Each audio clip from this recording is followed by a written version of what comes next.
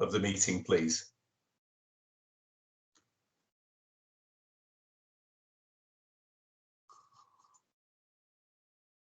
Meeting is now recording, Max. Thanks very much, Jackie. Thanks for the confirmation.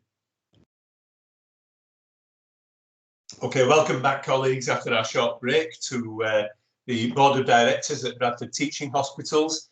We've got to item 14, and colleagues have had a paper outlining the model for the delivery of vaccines in our area and the responsibility taken on by our Chief Nurse, Karen, to lead that programme.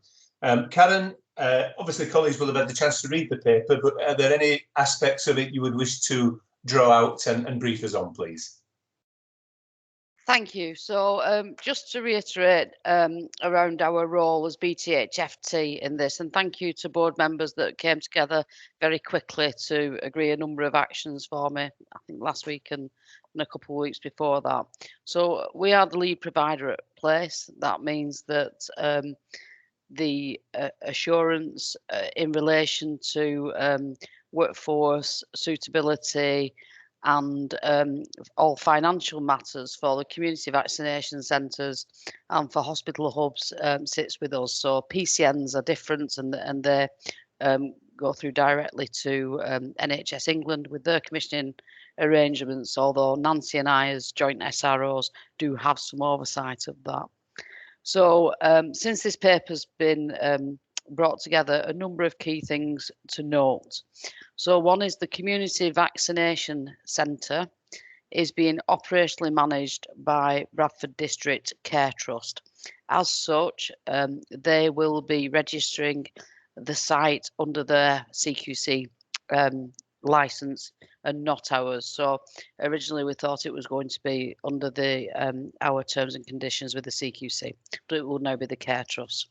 The Care Trust will give us regular assurance, and as part of the governance process that is set up at Place, and that's detailed in the paper, and the steering groups that we got in place, we will monitor that, and I will bring regular reports back to board. The main changes since we've last talked about this are twofold, really. One is in relation to second vaccines. We were trying to give people second vaccines 3 weeks apart. So that was the initial guidance. That then moved to giving second vaccines 12 weeks apart. The rationale for that, and it's a national directive, is that it's for every 250 second vaccines that are given, that means that 250 people don't get a first vaccine and could actually cost one life. And those were the headline figures that were talked about, and the reason why we've taken this approach nationally, so to get as many people covered with first vaccines as possible over the next few months. The way we bring people for vaccines is based on something called the JCVI guidance, and that is detailed within this paper, and it shows categories of 1 to 9. So we are currently bringing people in as a Place, so across Bradford and Craven, to those groups of 1 to 4.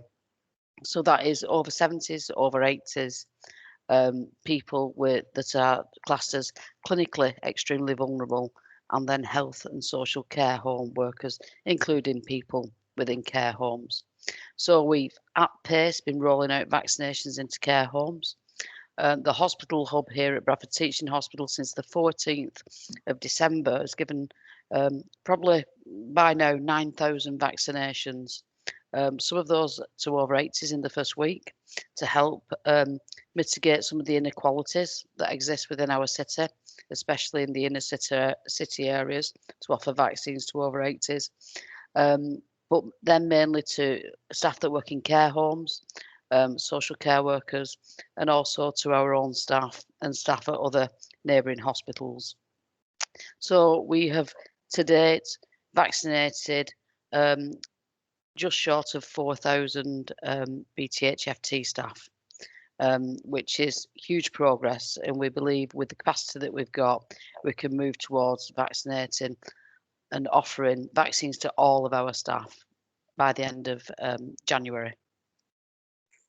that does then bring into question where we go next, and we are looking at different ways to keep people coming through the vaccination hub, and actually looking at bringing in more clinically extremely vulnerable patients that might be under the care of our renal team or gastroenterologists. So I will pause there. I think it's quite a comprehensive update. I can't go into the details of all of the figures at this moment in time because it's held on a national central database called Foundry, of which we're only just starting to get some reports out of. But I'm hoping to bring more detailed reports, breakdown by staff group, breakdown by ethnicity and other demographics of our own staff.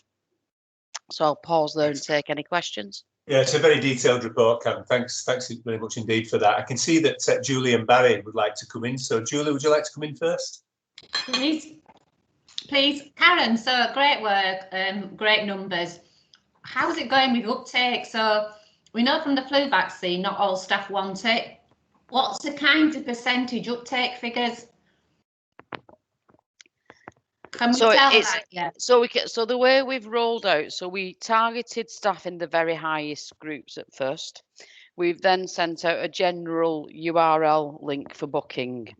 So we can see which cohorts of staff are booking on, and we can see that slots are being taken. Anecdotally, there are pockets of staff who are not keen to have the vaccine. And we're looking at how to mitigate that risk. So, for example, even though I think it was something like 25% of porter and domestic catering staff, non-registrant roles, had taken up the vaccine, there were still pockets of staff that weren't getting the messages out how to book for vaccines. So we're doing some targeted work with those groups of staff, going to them, getting them to book, talking through any fears. There's also, and this isn't just BTHFT, this is probably a local and a national picture of younger people, reasonably fit and well, who are unsure of longer term effects of vaccine. So it's not quite fake news. It's people that are genuinely saying, well, hang on, this vaccine's been developed in months. These things usually take many years. How safe is that for me, and how do we know the long-term effects of that? So again, there is some work to be done with this group of staff, particularly when these younger fit and well people, if they do catch COVID, probably one in three of those wouldn't have any symptoms whatsoever. And that's a key message that I get across to people, you know, well, you might be fit and well, but you do know that. So we're looking at wider communication with these staff, going to the staff, not just relying on technology to book, but also really facing up to any fake news and getting messages out to staff as well. Thanks, Karen. Thank you, Julie. Yeah, and there's a good point made in the chat from Pat, Karen. There's a staff Q&A session indeed today, isn't there, to try and encourage a better flow of information. So, yeah, thanks very much, Karen. And Barry, would you like to come in? Yeah, as an item of curiosity, I just wonder whether at trust level or at place level, how are we fixed when we reach week 12, when those that have received the first dose need to be served again, whilst at the same time continuing with some more dose 1 patients? Do we have the resources available to handle both of those? Yeah, so capacity-wise, we think we've got capacity to deliver around about 55,000 vaccines a week. How we designed the hospital hub, for example, in the first instance, was that for the first 3 weeks, we just had 1,000 people come into vaccination, because at that point we were working on people getting the second dose at 3 weeks. So then on week 4, we then doubled our number, so that 2,000, so you still get 1,000. And then from the 1st of February, we'll have our community vaccination centres online as well. So there's a number of ways we're approaching this that allow us to ramp up capacity. So we've got 10 PCNs now up and running. We've got the community pharmacists planning on giving around about 5,000 vaccines a week.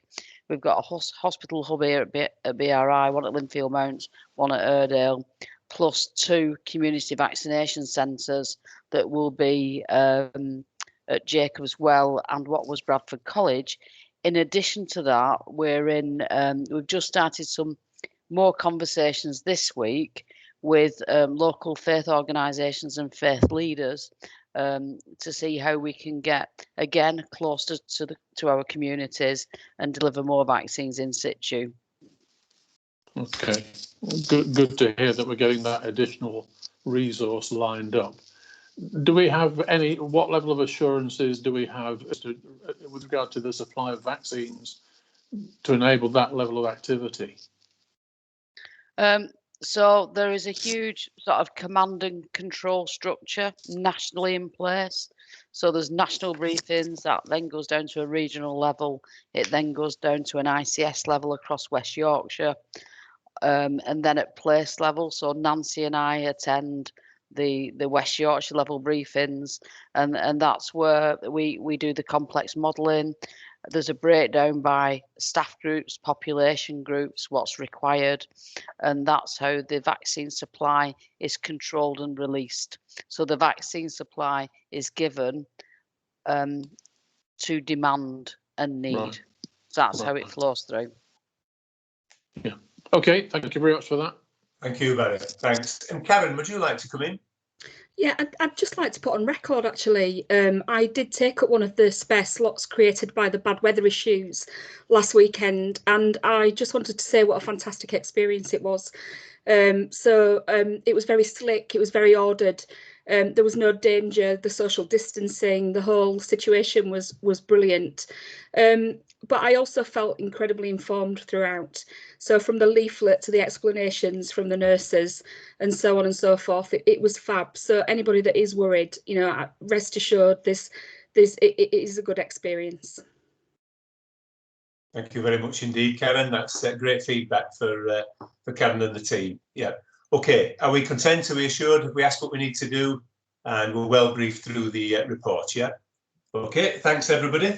If we move on now, we've got finance and performance, people partnerships. I'm conscious Selena has, I think, a 12:30 meeting, Selena, something like that. So I'm wondering, Pat and Saj, would it cause any difficulties if we moved to people now and took Pat's briefing, staff wellbeing and resilience, and for Mel to tell us about the Equality and Diversity Council?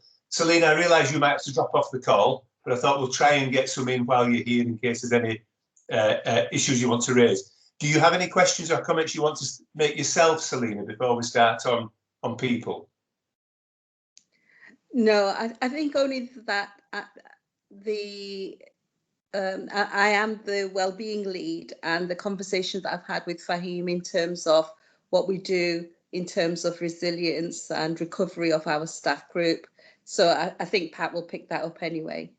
That's great, Selena. And I think you've confirmed to me that you and John are able to join the national conversation regarding the Wellbeing Guardian role. So for board members to note that at the moment anyway, Selena and John are available to join that national conversation representing our trust. So thank you for that, Selena. Pat, shall I pass to you to bring to our attention anything we need to know and to take us into the first item on staff wellbeing and resilience? Yeah, sure. Thank you, Max. So in terms of the dashboard, there's obviously not much new in terms of what we discussed at Regulatory Committee, but I thought I would just really pull out staff sickness absence, because that does then feed into the paper on wellbeing and resilience. So you'll see from the dashboard, sickness absence continues to be challenging. And our in-month absence in November peaked, and we've heard from Ray earlier that was obviously when we saw our sort of second wave. So we were looking at sort of 2.7% COVID absence, 5.1% non-COVID, along with 2.65 staff isolating. So we were in November looking at a sort of total absence rate of around 10%. Those figures have come down in December, but sort of early indication is they are sort of moving up again in January. within those figures, we are sort of managing around 46 staff who are on long-term sickness. And those are staff who are actually have had over 6 months absence. And again, the primary reasons for absence are sort of infectious disease, which is the ESR recording term for COVID-related absence, and anxiety and stress, stress and mental health issues. So again, that is quite a significant shift if we looked at a position this time last year around our long-term sickness, sickness cases. In terms of where we sit against other trusts, our absence rates are actually similar to Leeds, Mid Yorks and Airedale, certainly in terms of November and December absence. So again, no huge variances in terms of absence rates across those Wyatt trusts. That was all I probably wanted to pick out from the dashboard, unless anyone had any questions. That's fine, Pat, thank you. So again, just returning to item 9 for the dashboard information, is there anything arises from those metrics that anybody would wish to seek further detail on? No, I think we're content. Pat, shall we take the paper on staff wellbeing and resilience, please? Yeah, so again, what I'll do is I'll just pull out sort of information that's new from the last report, and then happy to take any questions.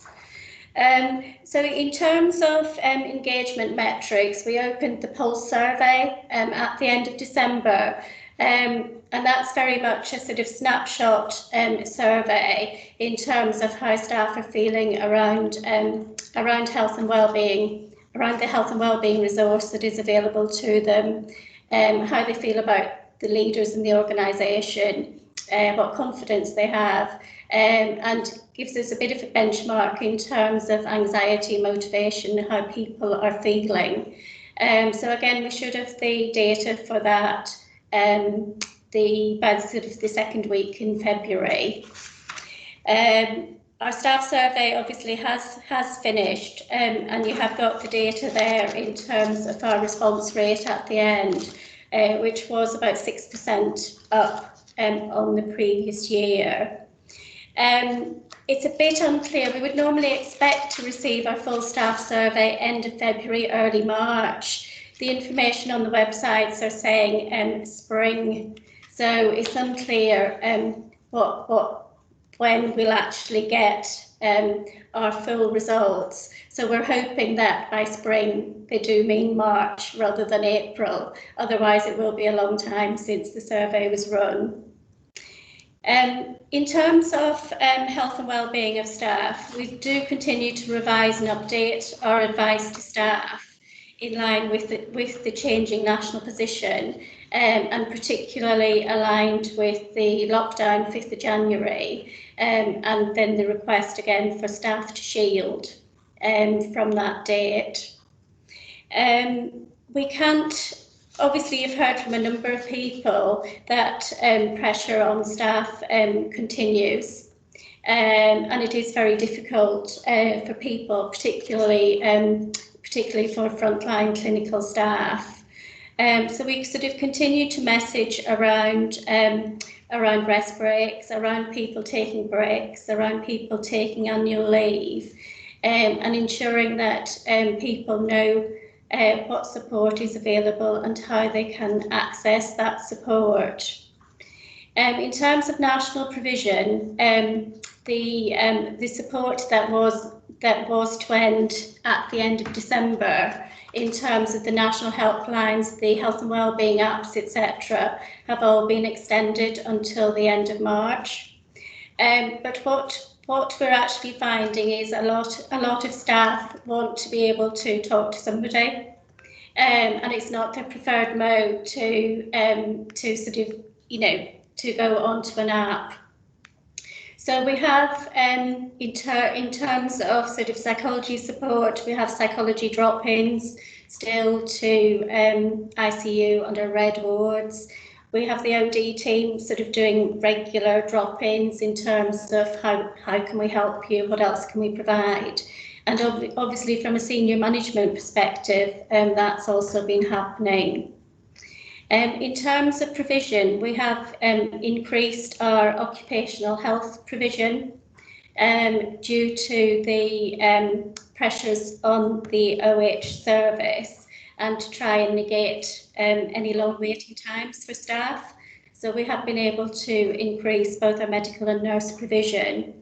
And we also, pending recruitment to our staff psychologists, we have got a referral system with Bradford District Care Trust where we can refer staff to their psychology service. Sort of from the last report, we have got the first group of people trained as peer supporters from the charities bid that we were successful in, and that has augmented our listening service. And again, that service, those people are sort of being used as immediate support in wards and departments. And are focusing on both looking after the self, looking after you as an individual, and looking after others. And that service is going to be promoted over the next few weeks. We're also sort of doing some work in terms of raising the profile of disability equality in the Trust, which you may have seen through the Wellbeing Wednesday Bulletin. And that's very much looking at sort of culture change where staff feel comfortable to talk openly about their disability and be supported. I have sort of covered off in the paper sort of our people priorities as a place around looking after our people and the offers that are available as a system.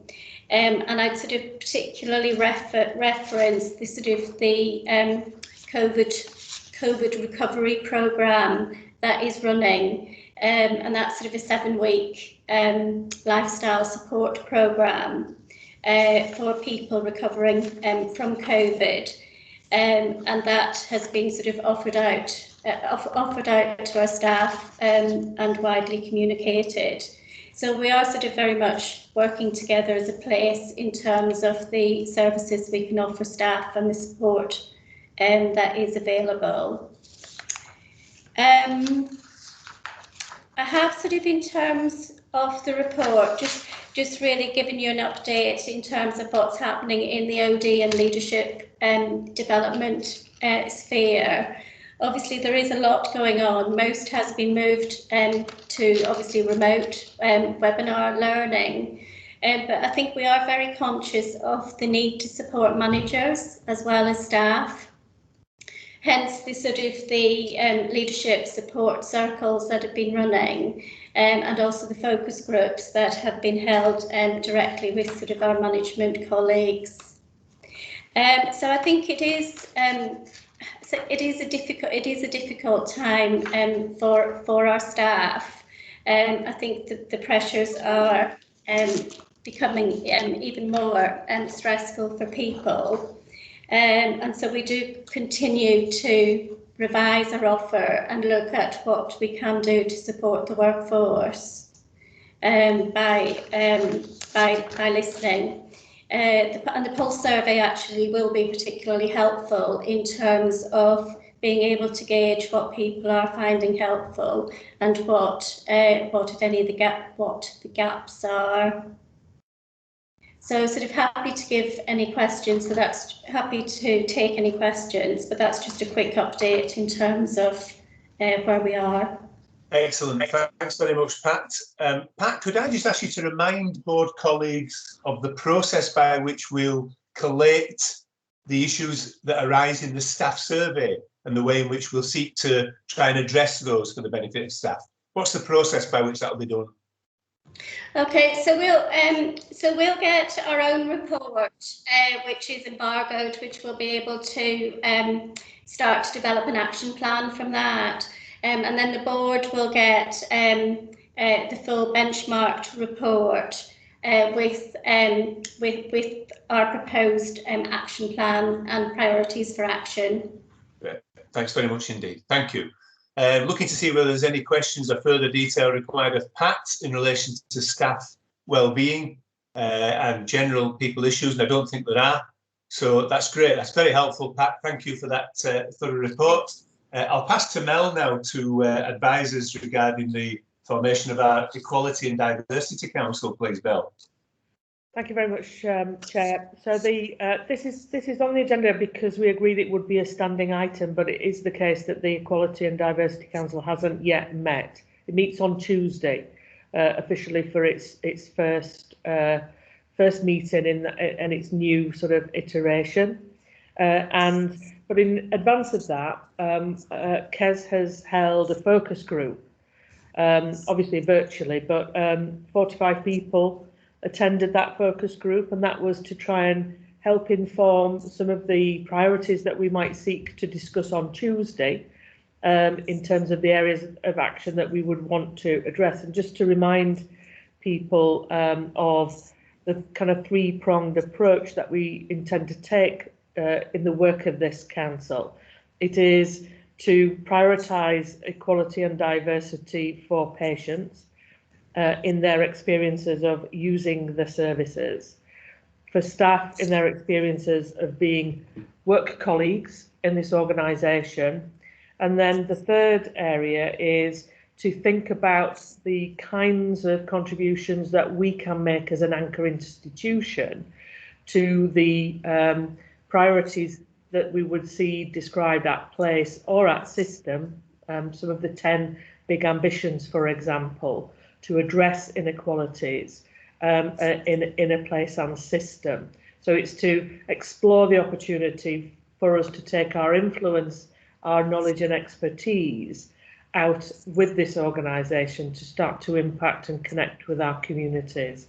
So they're the three areas, and there's some nice things that KES has been able to feed into the conversations that we'll start to have on Tuesday about that.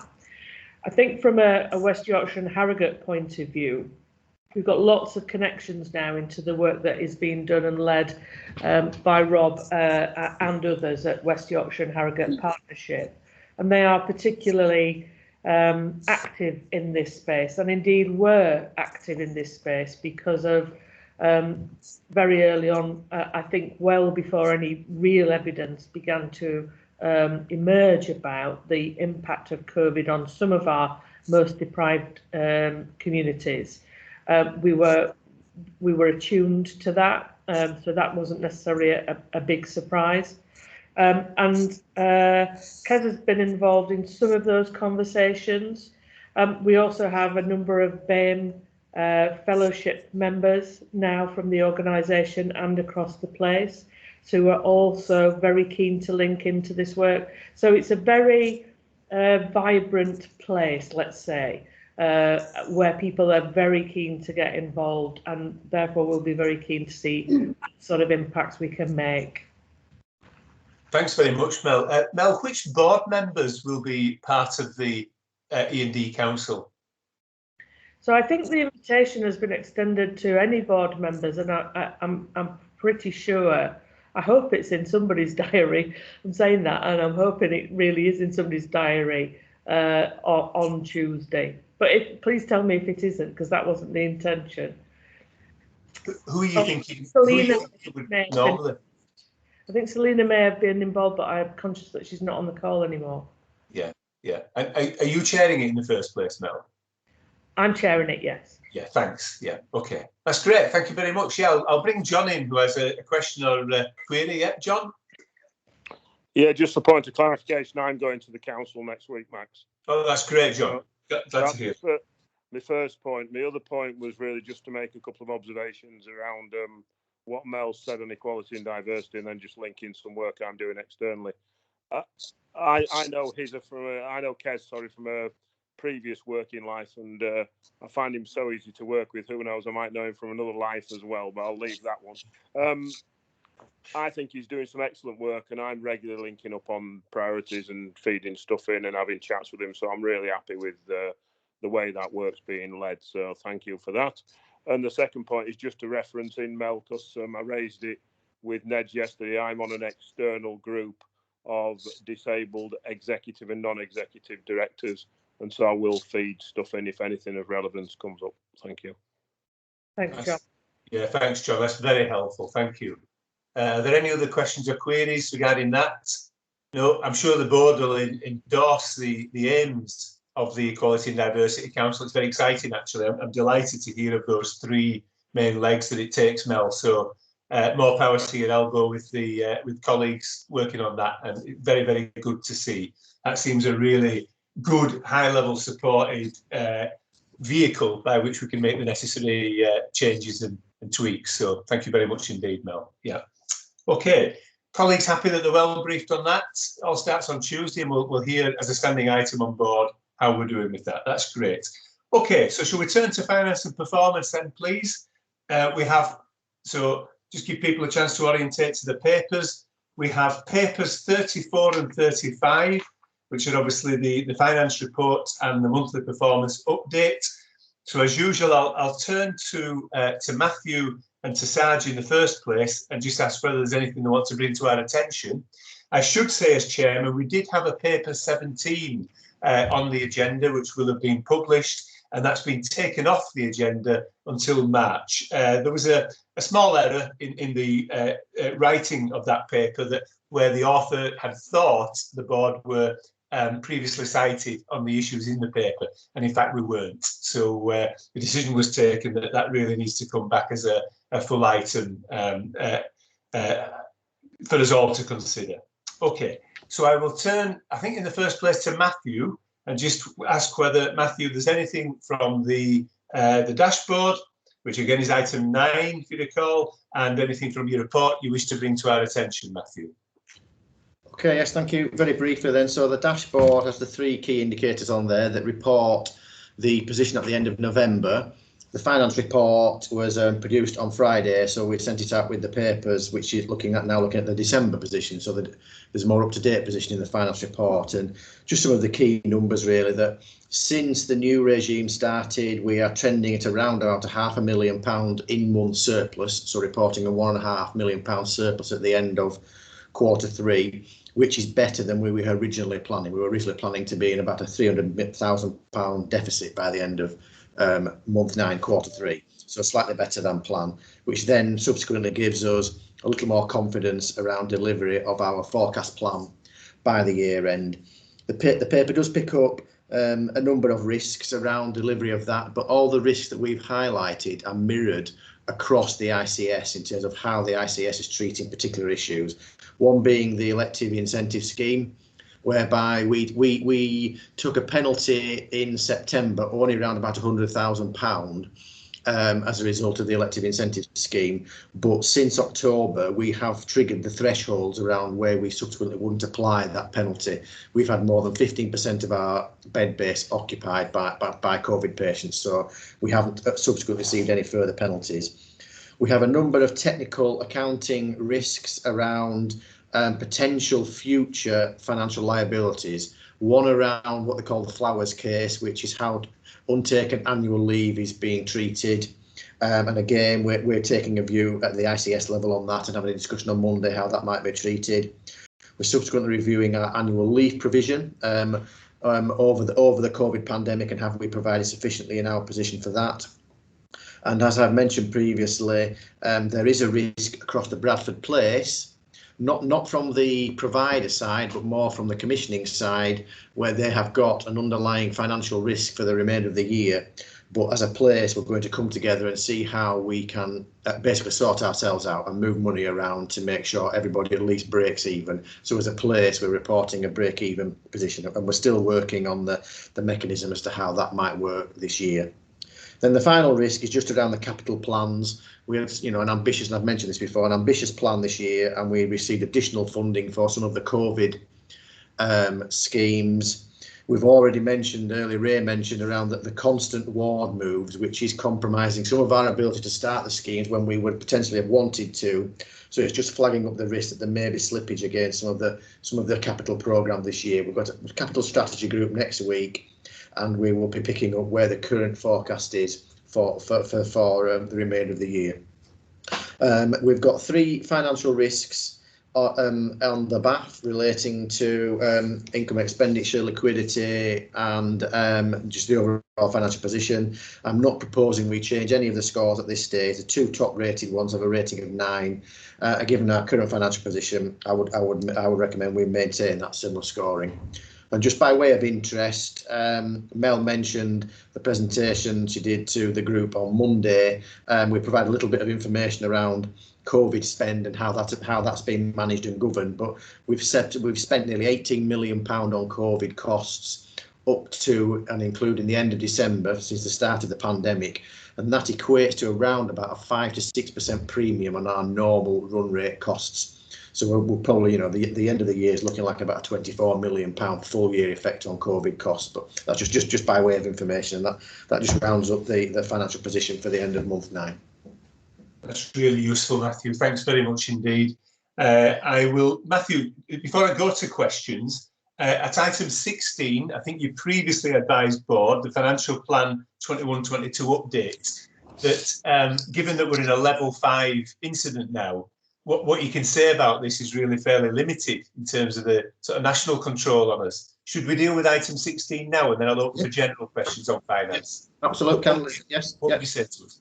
Yeah. So we received the letter before Christmas that's been shared with the board of directors with an original expectation that we'll be undertaking the planning round throughout Q4. Last week we were notified, given the current position, that would be deferred until Q1 of 21-22. And as such, the financial framework that's currently in place will be rolled forward into the first quarter of next year. But notwithstanding that deferral, we have commenced our internal and our place-based planning activities, and initially looking at our internal baseline position in relation to finance, activity and workforce, because they'll be the 3 key templates that we will have to submit to NHSI sometime in Q1 or maybe even Q2. So they're keen to understand at the moment what they're calling the exit run rate. So what will our run rate be when we come out of this COVID pandemic? They're wanting to know our baseline capacity and demand position. But as we've mentioned earlier, it is really difficult to set what the baseline is when the configuration of the hospital is changing on such a regular basis. We're going to have to make a range of assumptions at some point that this is what steady state, a stable configuration may look like, but that work is still ongoing as an organisation. And Mel mentioned that we had a useful discussion last week around the priorities that we as an organisation would want to consider for 21-22, very much aligned to the priorities that were in the letter that we received before Christmas.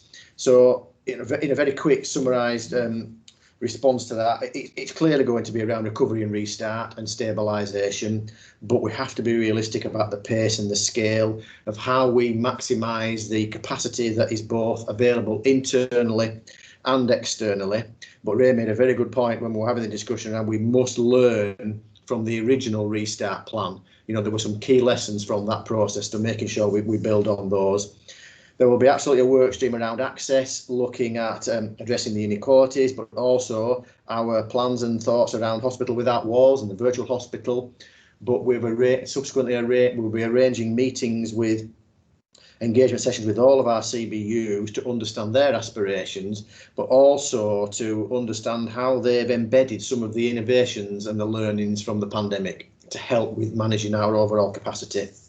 We've clearly got our ongoing ambitions around moving to outstanding, plans around delivering the people plan and focusing on staff and health and well-being, and then our active participation in the Act as One programme. So very much the 5 or 6 priorities that we might, and clearly this is work in progress and it will evolve, but very much aligned to the national letter that we received before Christmas. So just very quickly then, finally, looking at the financial plan for next year, there is a national webinar tomorrow that will hopefully give a little bit more of an understanding of what the picture might look like. But what they are saying is that they expect the overall allocations, again, to be managed at a system level, looking at the CCG allocations that were built into the original long-term plan, but they do recognise there will have to be some sort of adjustment for the undelivered waste reduction programmes in this financial year, where we haven't been able to look at how we would source efficiencies this year. So there will be some sort of a balancing out of that for the new year. They did mention as well yesterday on an earlier call with the national team that they're hoping to very soon have the new capital allocations out for the new year, which they think will broadly resemble the allocations that we got in 2021. So we had quite an ambitious programme in excess of 20 million for 2021. It looks like we'll get a similar allocation for 21-22. So we're going to turn our attention now to looking at what our capital plan will look like for the forthcoming year, looking at the risk-based assessments around what needs to be replaced, but also aligning to the priorities that I've just alluded to there. And then we are getting a sense that there may be new additional pots coming available again in the new year, particularly around items like critical infrastructure. So I will update the board when I know more in terms of what both the revenue and the capital planning assumptions look like for the forthcoming year. You may hear something tomorrow. Yeah, fingers crossed. Fingers crossed. I'm not holding my breath, but fingers crossed. Thanks very much. That's a really helpful briefing. Thank you, Matthew. I'll turn to Julie then and ask Julie any questions and any observations from you as non-exec director in this area. First point, like the report, it's shorter, it's simpler, and my view is it's easier to understand, but has a pertinent points in, so I like that. Just two quick questions. Have you any idea, Matthew, and I know you might not have the precise thing, how much of a problem we think we're storing up for next year? So recognising finance looks good, in some senses performance expense, and we know why that is because of COVID, but we are storing up some risk there, aren't we, by activity that will flow through next year. So just interested in your gut on that and your kind of concern about that. And then the second question is, do we think we've got enough in the Bradford place to get over the line for Bradford? Yeah, so that's what we need to do. Respond to the second one. Yes, we believe we have absolutely got enough. Okay, good. To align positions to make sure we're okay. Yeah. The wider ICS as well. We aren't on our own in what looks like an improving position from a forecast perspective. So I think the ICS maybe. Well, I've seen the papers that are going to SOAG next week. The overall looks like it's something like a £17 million surplus forecast for the overall ICS as well. So yeah. Okay. And the first, and in response to SOAG being what, Matthew? Sorry, SOAG is. It's the System Oversight and Assurance Group that's held at the ICS level. Yeah, sorry. Thank you. And in response to the first one, we did start 2021 with an underlying run rate risk of around probably about 15 or 16 million pound. That was going to be the scale of our CIP. What they're calling the exit run rate from COVID will look like may be something quite different at the moment. Given that we have to settle on what a hospital configuration will look like, noting the capital works that are ongoing at the moment, particularly around 2 and 5 and the same day emergency care aspirations. But and we also don't know really what the overall income allocations will be to the CCGs. So it's quite difficult for me to sit here and say what that challenge might be at the moment. There will be a challenge, and I'm quite sure the national team tomorrow will be emphasising it will be quite a sizable challenge because they're going to have to start clawing back at some point the lost efficiencies from 2021.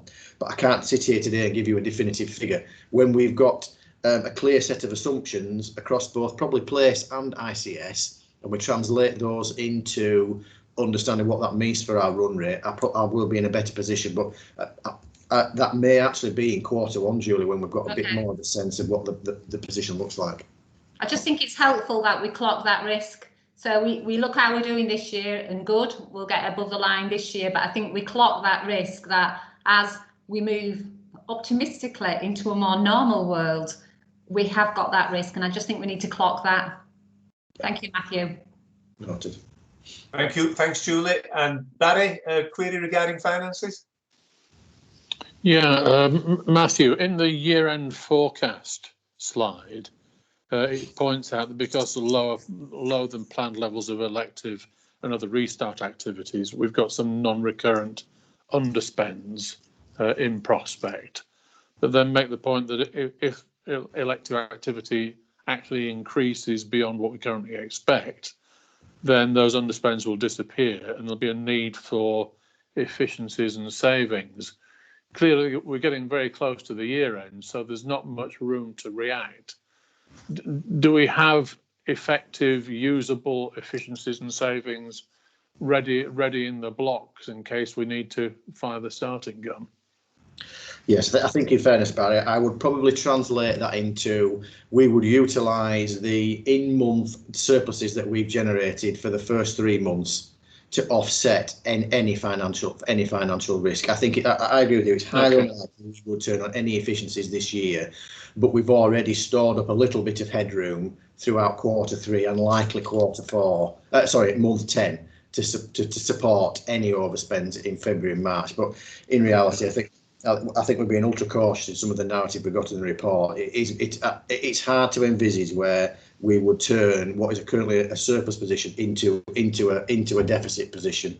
Right. Okay. In previous years, we've had lengthy discussions about the binary nature of achieving control totals or not. Clearly, we're in a slightly different environment now. But if we fail to hit our plan, what implications or sanctions, if any, are there?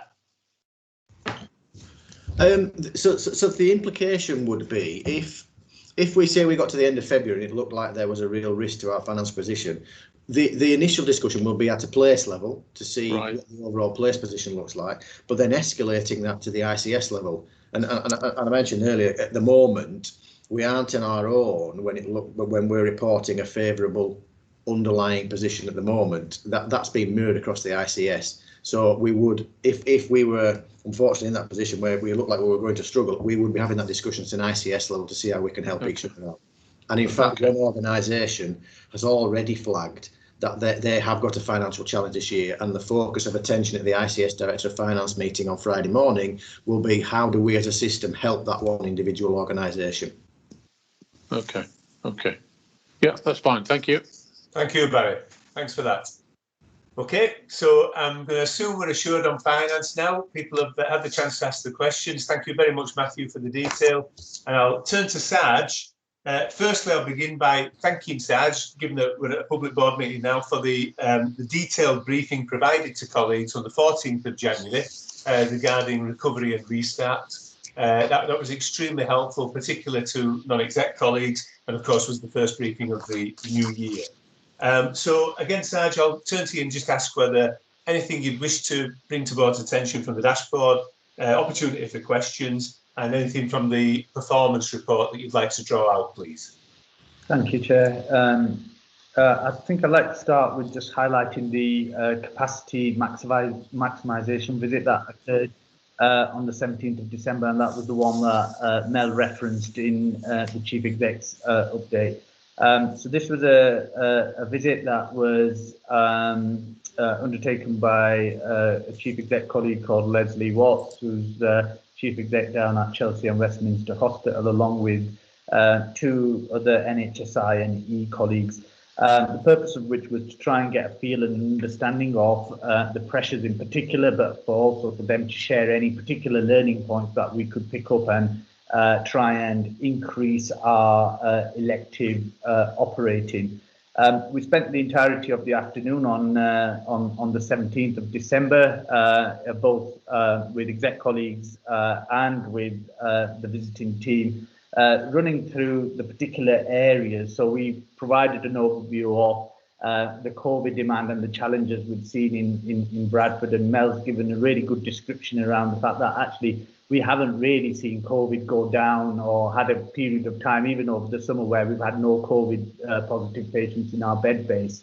And so we provided some context to the challenges we experienced. We provided some context to the estate challenges that we experienced being a single site hospital. And we also provided an update on some of the innovative work that our ICU teams and our clinical teams have been doing in terms of the way we've been managing COVID and the reliance and use of NIV as a first-line treatment, which actually clinically seems to have given us better outcomes as results as well.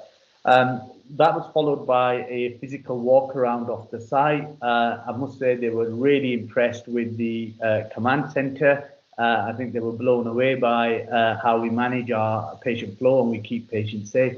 And in particular, I think my take-home message was when Karen had shared a hotspots sheet, which is an electronic tool that our team and our command centre use, where we can identify any risk or where we've got high prevalence of COVID positivity, and therefore that's probably helped us in terms of our nosocomial infection rate. So that was a really good area of focus, and I think they'll be taking that away as learning to share with other organisations. In reality, though, there wasn't a huge amount subsequent to that visit that they've been able to come back with. In fact, I don't think there's been anything that they've been able to come back with to highlight to us that actually you should be doing this in terms of increasing your elective activity. So that, I think, just gives us further assurance that all of the things that we've got in play and all of the sort of activity levels that we're trying to do and how we're managing our elective programme and recovery with the independent sector actually is probably the right way that we're going around it. So that was just to give you a bit more detail on that visit, and it's as Mel had referenced it. In terms of the dashboard, obviously non-exec director particularly would have got the in-depth review at the focus performance update last week. But just for purpose of completeness, I'll run through a few of the slide areas and then I'll open it up for questions from my perspective. So the data that's contained in the report relates to November 2020 position for all standards except for cancer, which relates to October.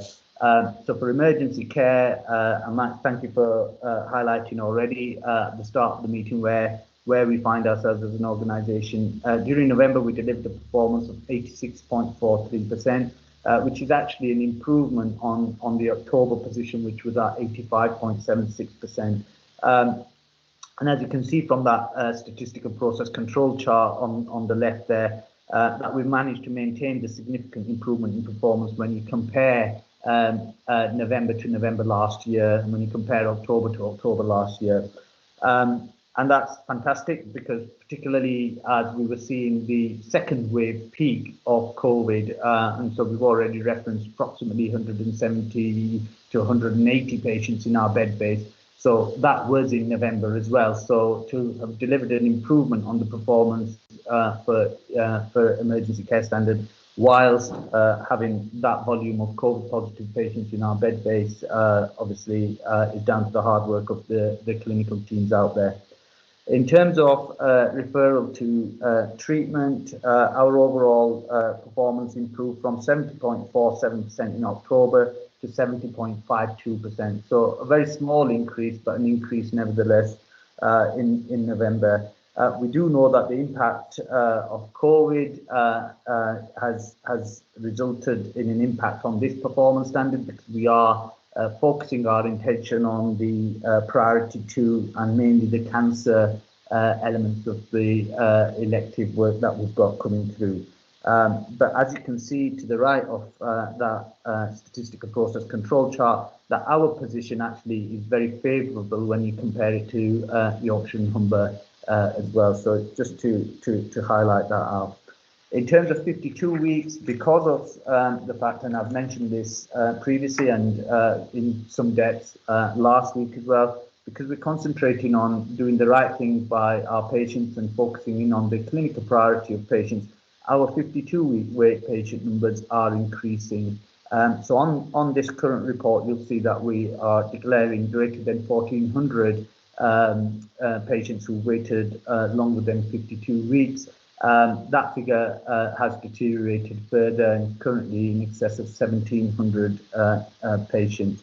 Again, like I say, I can give assurance that we continue to clinically review and prioritise our waiting list, and we follow the national surgical prioritisation guidance. The other thing we did there in the report last week was highlight the clinical review process and the harm review process that's been developed as well as we speak, where we're going to focus in on specific pathways and audit a sample of patients just to ensure that actually we're not causing any undue harm. So that process is underway and in development. If I move on to cancer 2-week wait, again, Matt, thank you, you've referenced this as well earlier on. We're actually compliant with the national standard here. We're better than the Yorkshire and Humber average there as well, and we delivered 93.77% of our patients are being seen within 2 weeks of referral from GP, and that position continues to improve and remains really strong. In terms of the cancer 62-day position, the performance position for October was 66.84%. But what's pleasing to note is that the over 62-day patient has reduced from a peak of 177 down to 85 at the end of November, and that has further reduced subsequent to that as well. So we are at around 65 to 70 patients currently. I'm hoping by the next time we come and report that will have been a further improvement on that number again. And that just highlights the fact that actually our prioritization is on the cancer patients, and that's why we're seeing that reduction down there. In terms of, if I move on to the next area, which is diagnostics. The diagnostic weight standard is a 99% standard across 15 modalities. We're delivering 65.26%. What you can see there is since April and May, we've had a month-on-month improvement, so we're headed in the right direction. What's pleasing is that the radiological components, so CT and MRI, are back to delivery within the 6-week period. We're hoping ultrasound will be in a position of back to delivery by the end of January. And the reason why the performance is where it is largely impacted. It's no different to what I highlighted last time. It's the endoscopy capacity and the impact that that's having on our ability to sustain the 99% diagnostic weight position. We have recently managed to enlist the support of the independent sector to help provide some further endoscopy capacity as well. So we're focusing in on efforts there with the independent sector as well. And then lastly, the only other area that I'm going to highlight out of this board report is our long length of stay and overall length of stay work that we do. And the reason why I wanted to highlight the long length of stay aspect, so this is the graph which shows the greater than 21-day length of stay patients, is we can't do this alone. This is definitely with the help and support of our partners, so the MADAC team, the multi-agency integrated discharge team, really working effectively together to try and ensure that we don't have any patients stranded in hospital who don't need to be here. That slight increase that you're seeing on the graph from the October to the November position, we've looked into that, and that is patients whose acuity requirements and whose medical needs require them to be in hospital, as opposed to an increase associated with patients who are delayed in hospital. So that's all I was intending on running through in terms of the performance dashboard, Matt. But of course, I'm happy to take any specific questions. Terrific. Thanks very much, Sergeant. I do like the way the report is presented on paper as well. So thanks very much for that. Extremely useful. So I'll just check around the virtual table whether any colleagues have any questions or require any further detail, or do we feel sufficiently well briefed on performance issues, recovery and restart challenges? I think we do. There are no questions. We will move on. Thanks very much, Serge. Extremely useful. Thank you. Moving into section 4D then, partnerships. I'll just ask John if he could bring to our attention anything in relation to the nature of our partnerships at the moment, John, that's particularly relevant to board members at the moment, and maybe to take us into the paper on integration of care as well that we've responded to. So I will pass to you, John.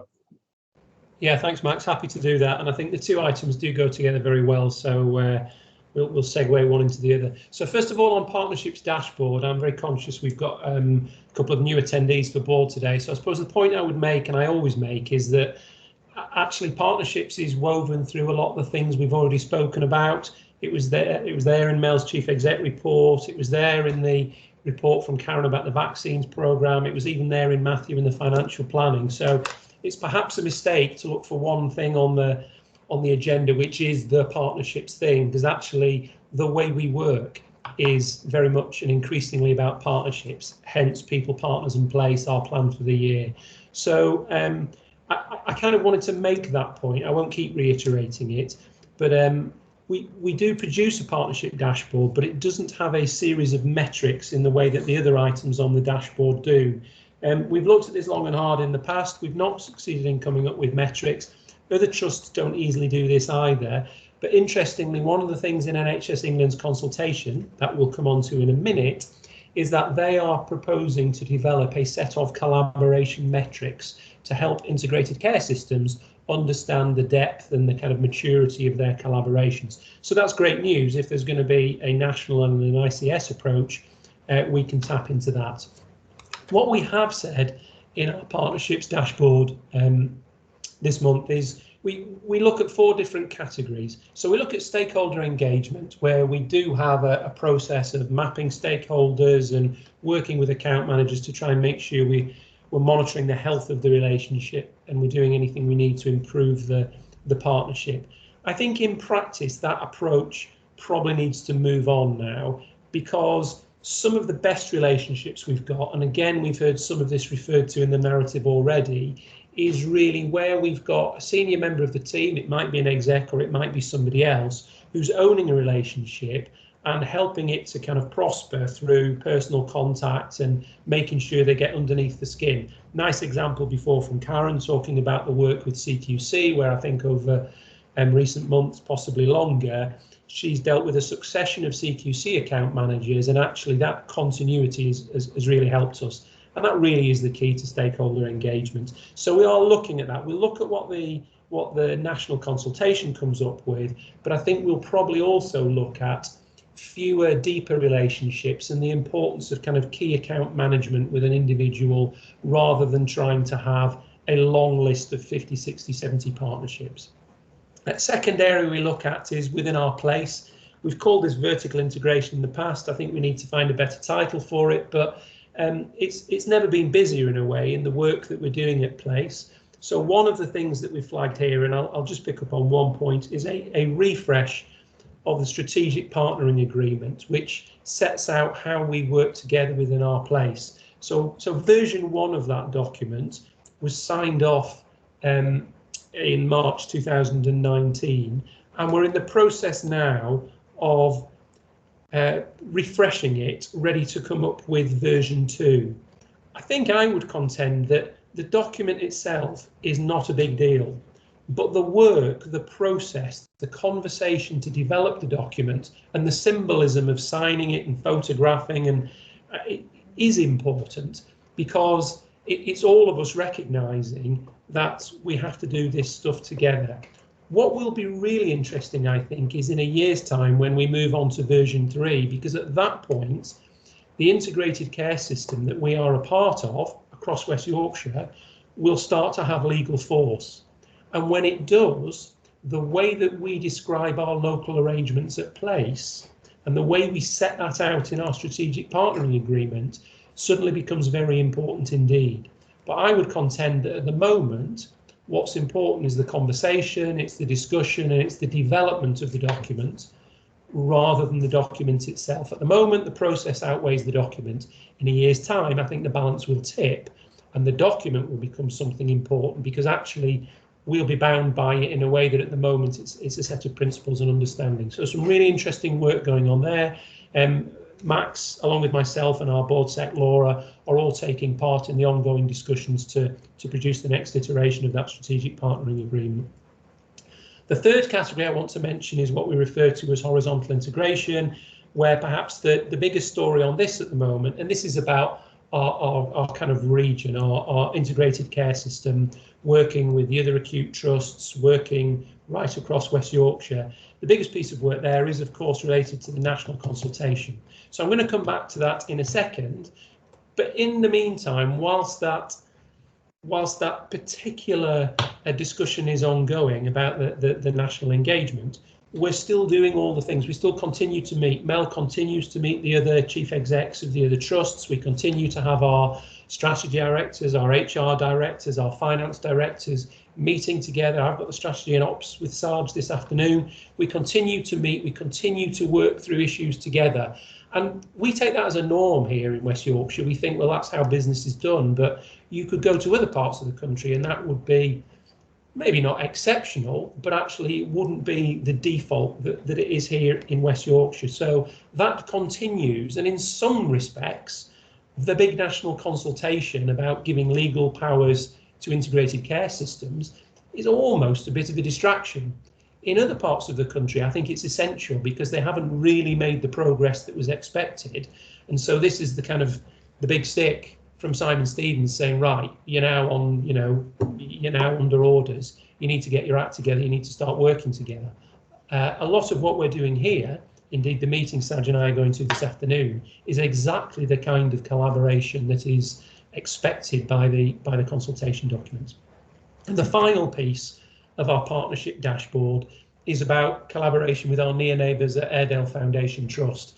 And I suppose the only point I would make on this is we continue to collaborate. We have done for years. We really are trying to make this everyday and commonplace, but we no longer have a discrete programme of acute provider collaboration, because the way to do this now is through our Act as One programmes and our Act as One governance. And it would be quite odd to have something outside of that was looking for a different way of doing things. So whether it's diabetes or healthy hearts, whether it's respiratory or frailty, actually across the whole place, we are working together to improve the health of the population and the services we provide. And the way we work with our partners at Airedale FT is a part of that, is a part of Act as One. So I can pause there, Max, or I can slide into the next item, which is the consultation on integrating care. Do you want me to? Yeah, I think take us into that paper 22, yeah. John, please. Yeah. Okay, so in November, NHS England Improvement published a consultation document which tried to do 2 or 3 things. First of all, it wanted to give legal powers to integrated care systems. There are 44 integrated care systems across England, and they cover the whole of the geography. All of the boundaries butt up against each other.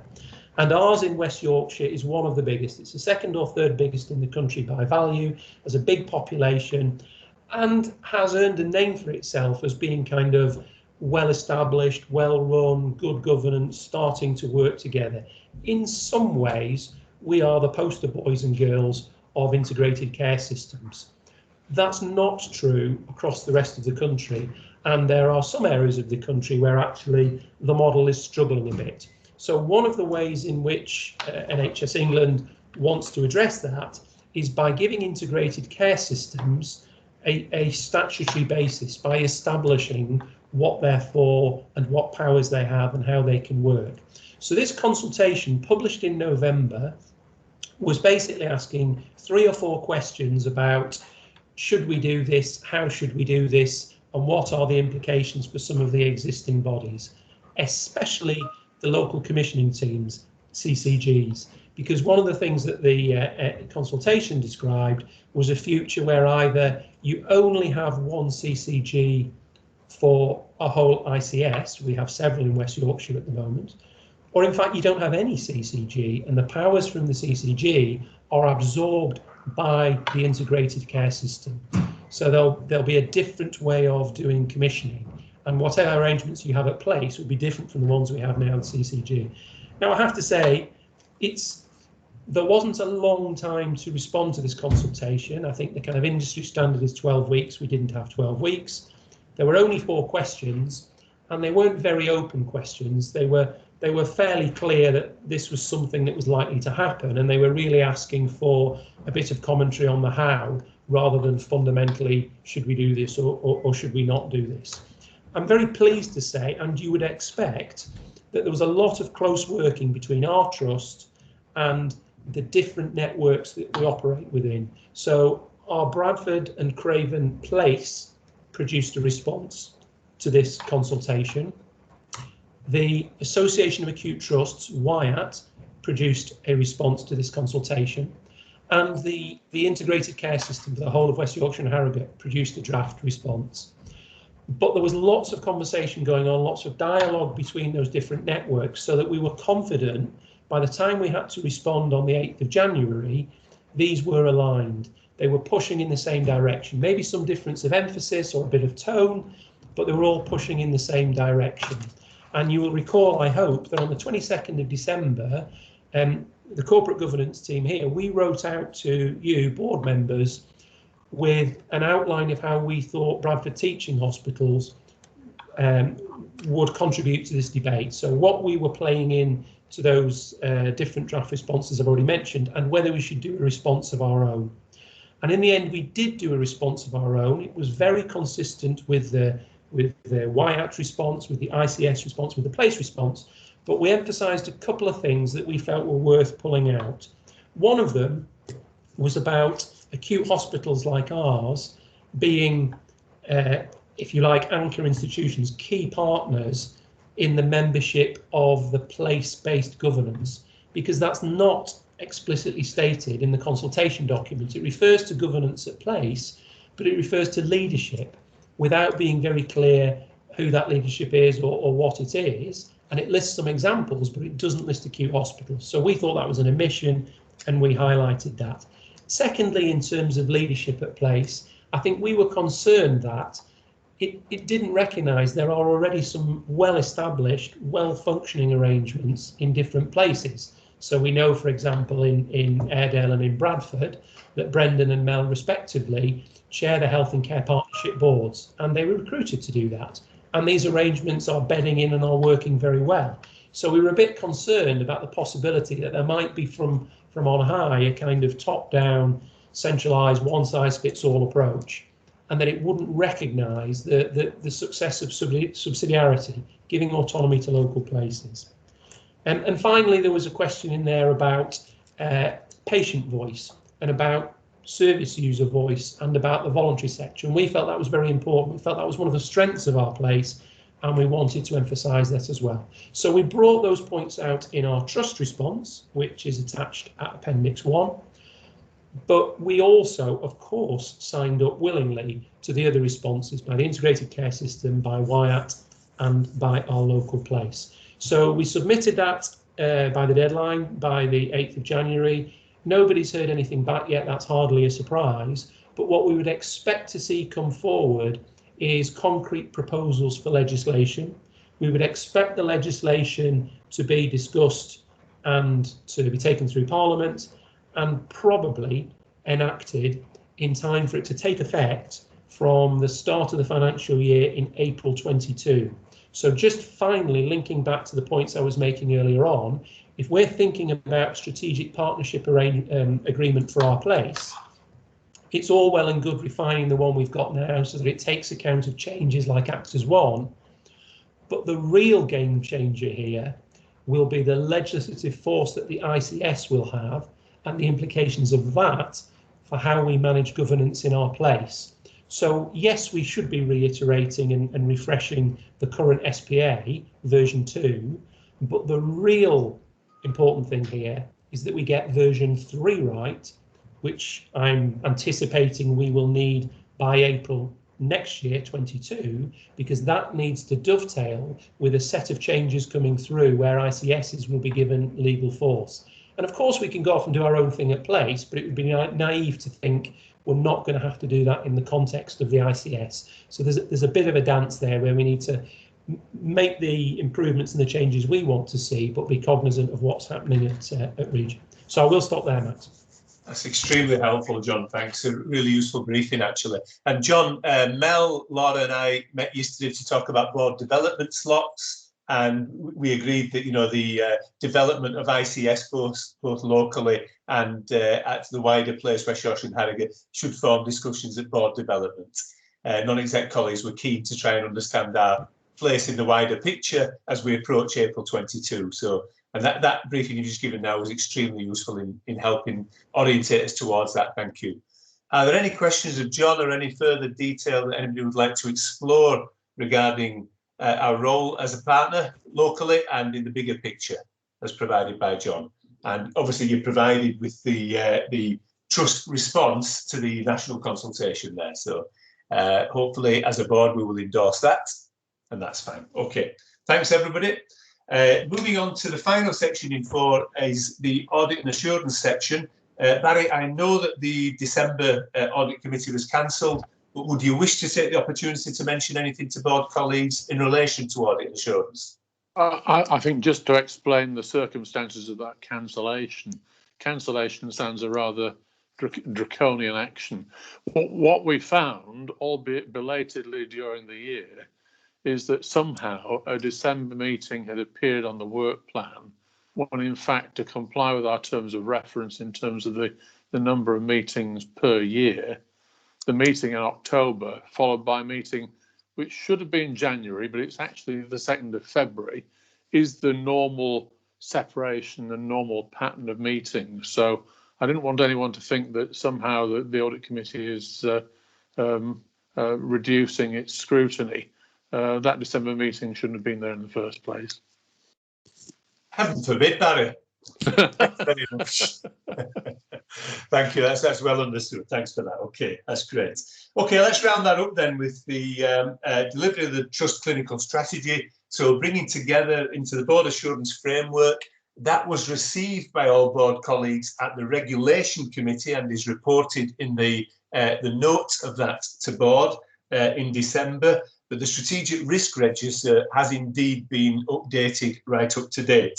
So I'll just invite Laura in to see if she wishes to say anything further regarding those documents, and we'll be being asked to endorse them as a true record and accurately reflecting where we are. So Laura, anything you would wish to say? Yeah, thank you, Max. I'll be brief, just in the interest of saving some time. So, yeah, so this report covers 3 things: the board assurance framework, which, as you said, went to the Regulation Committee in December. So, yeah, this is just to confirm to the board what was discussed at that meeting, and the details are in the Regulation Committee summary earlier in the agenda. So I won't say anything further around that.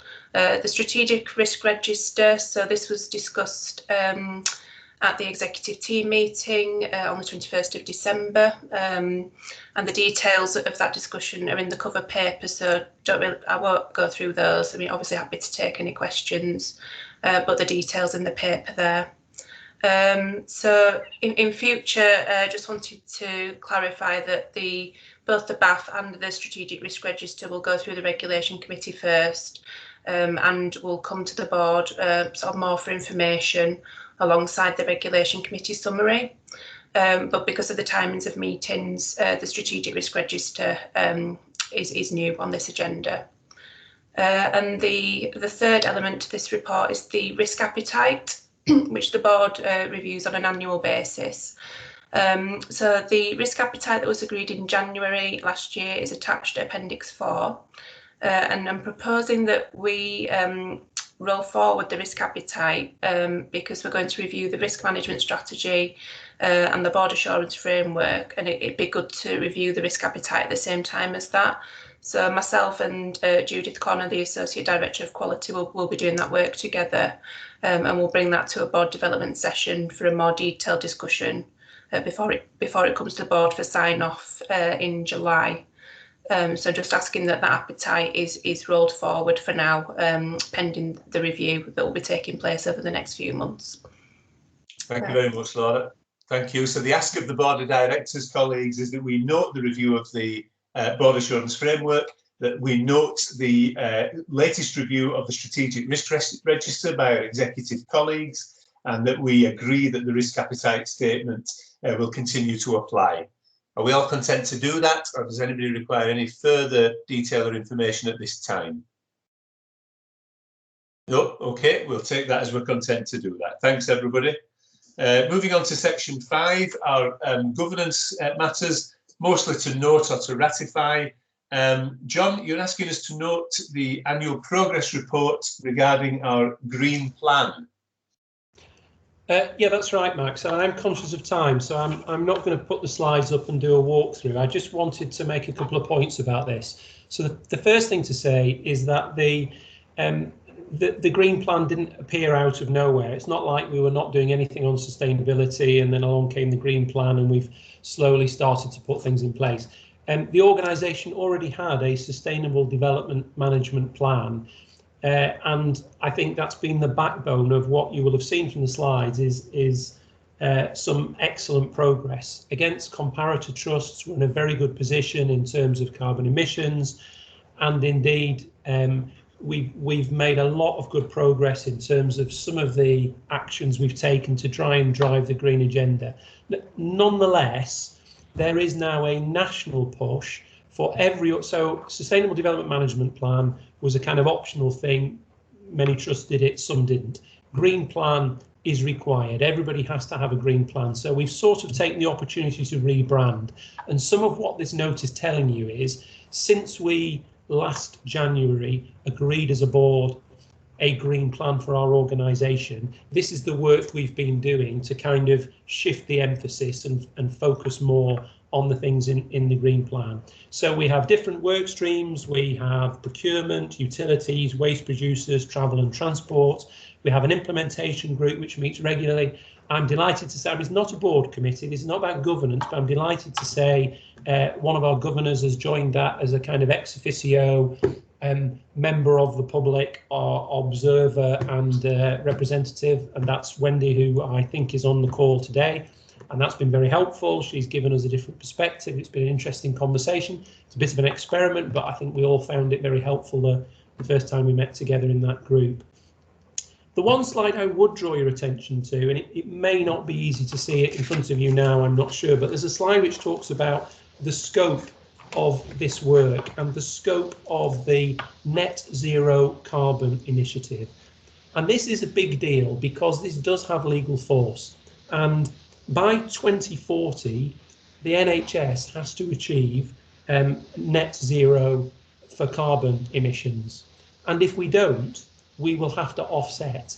And that's going to cost real money. Money that would otherwise be spent on patient care, we're going to have to use to offset carbon emissions. And 2040 probably feels like a long time away. It's nearly 20 years, but it really isn't if you think about the amount of time it's going to take to kind of move the dial on some of these things. And some of this is directly within our control. So the stuff, there's one of the slides refers to the NHS carbon footprint. It's the emissions under the direct control of the NHS. We have to achieve that by 2040, and then there's another set of NHS carbon footprint plus emissions, which involve the wider supply chain, where we have to achieve net zero by 2045. So the point I would make in the context of the green plan is we need to be thinking now about actions which will have delivered the change we need to see by then. And some of this stuff is incredibly difficult. So just to give you one example, the trust currently uses combined heat and power. So basically the gas that we use in order to heat the trust allows us to generate electricity as a byproduct, and that electricity is very affordable for the trust, is a lot cheaper than buying it off the grid, and because it's a byproduct, it's very efficient, it's very clever.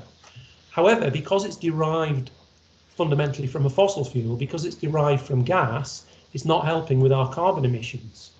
The rest of our electricity we buy from the grid is certified to be carbon neutral, and that's great, but it costs 4 to 5 times as much. So one of the challenges we and every other trust have got is how on earth we square this circle between achieving net zero carbon, which we all agree is a laudable goal, versus not bankrupting the NHS.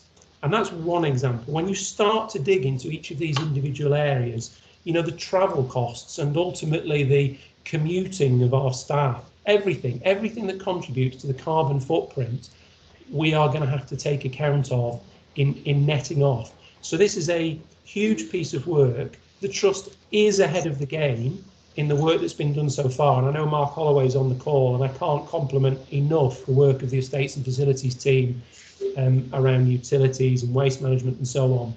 But it only gets harder from here because the challenge is massive. And I honestly don't think that penny has dropped for the NHS in general. You know, so one of the things when we talk about our strategic goals and the things we're going to need to think about in terms of our corporate strategy, and who knows, maybe topics we want to discuss in board development and so on, sustainability is only going to grow. And in our personal lives, we know that to be true. Well, it's also going to be true here for the Trust. So the Green Plan 1 year on, in a way, is just a continuation of the existing sustainable development work. And, you know, there are no surprises, and the flagship things we're very proud of have been a long time in coming. The real story here is the work we're going to have to do in the coming years, because by 2040, we've got to be in a very, very different place.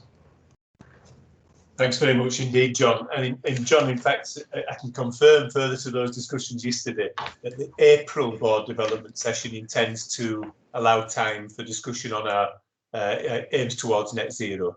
So thank you very much for that, John. Yeah. John's asking us to note that paper. Hopefully people did have a chance to go through the paper and the slides prior to board. Did any questions arise? Is any further detail required? Content to note? Yeah, okay. Thanks very much, everybody. We'll move to item 25. That's a request to Board of Directors, please, to ratify the 2 decisions that are noted in the paper that were taken by myself, 2 non-exec directors, and Mel, in accordance with proper process for emergency decisions. Laura, is there anything else you would wish to bring to our attention regarding the process by which those decisions were made? Yeah, I mean, just to say, Max, allowable under our standing orders is the provision to make emergency decisions between board meetings, and like you said, we followed that process. So it was yourself and Mel and 2 non-executive directors that made the decision, and we also informed all of the board members at the time about those decisions. So yeah, I don't need to say anything else. Thanks. Yeah, so our Director of Governance advises us that we've kept within proper process for these decisions. 2 decisions. One was the 11th of December, which of course was the us starting off as a vaccination centre ourselves, and then the 8th of January, which was the endorsement of Airedale and the Care Trust to be able to undertake their vaccination programmes. Do board members have they any questions or require any further detail, or may I ask that we all ratify the decisions taken?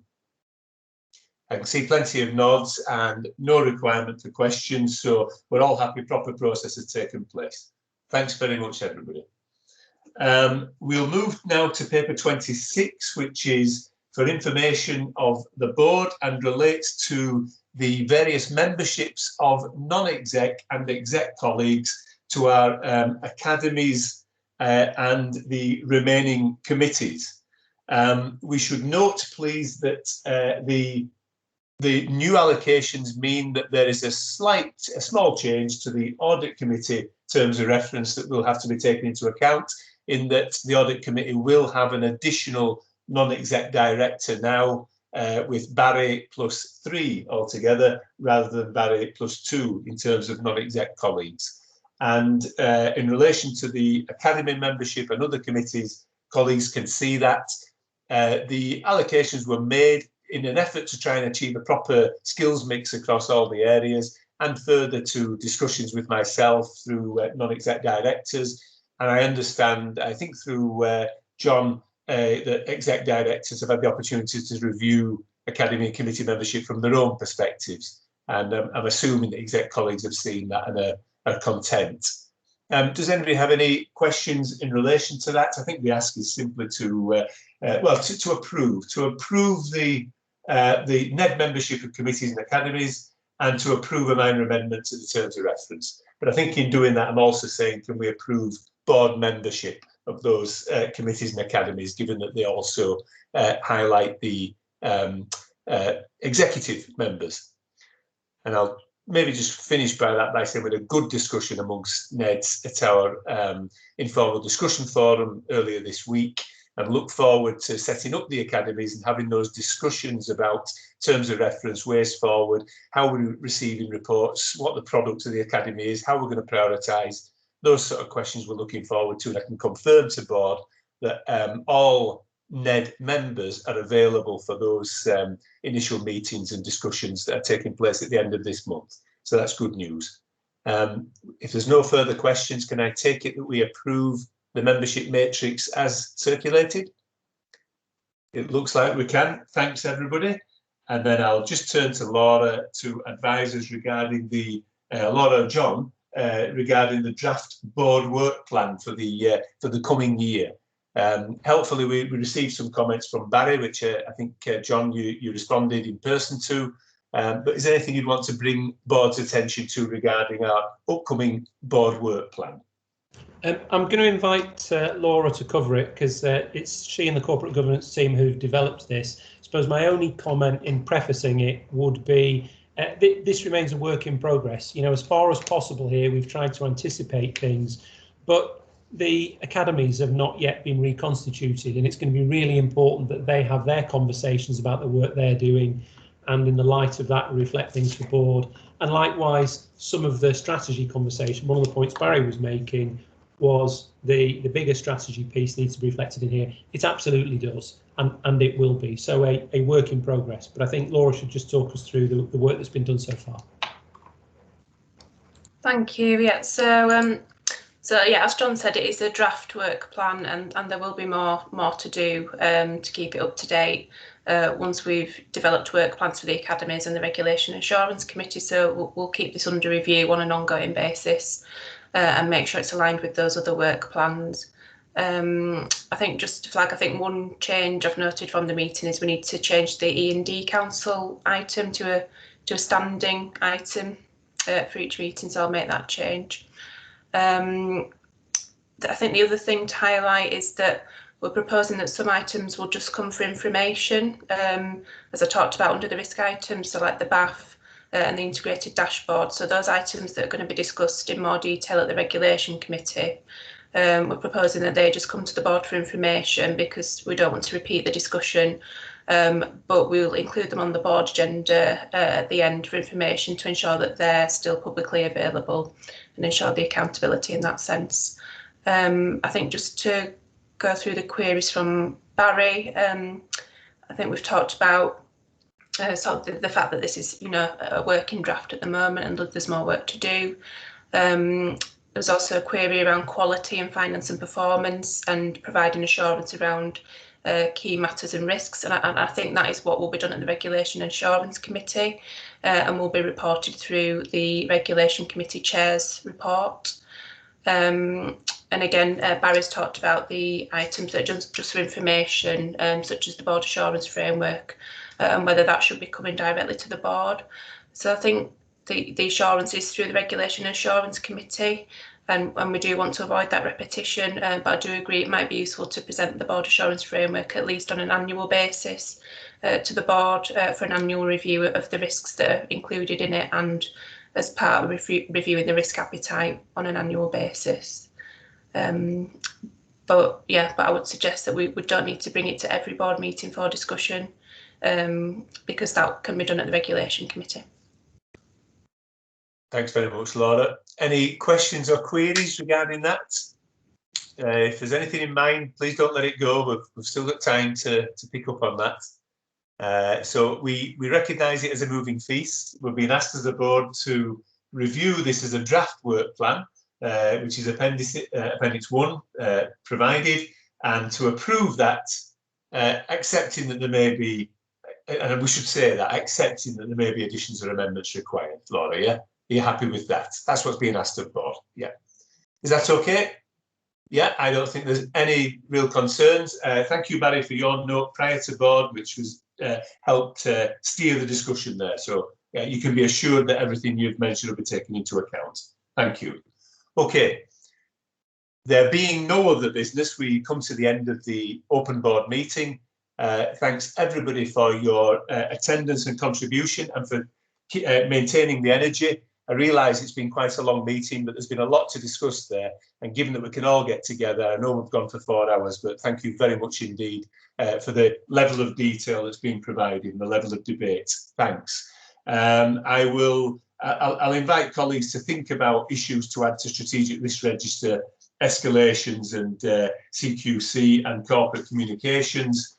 But in the absence of anybody shouting those up now, I will note that the next meeting is Thursday, the 18th of March. Ask you to note that there are appended documents that hopefully you have read prior to our discussions now, and I'll bring this meeting to a close so that we can go into a closed board meeting, for which I think we've just got a little bit of time set aside. Okay, so I will close the open board meeting now. I will thank everybody for their attendance. I'll quickly look at chat because I can see there's something we put in there. Make sure that I'm not missing anything. No, that's good. That's obviously correspondence between colleagues. Okay, so open board has come to an end. We'll go straight into closed board, shall we? So if we can leave this and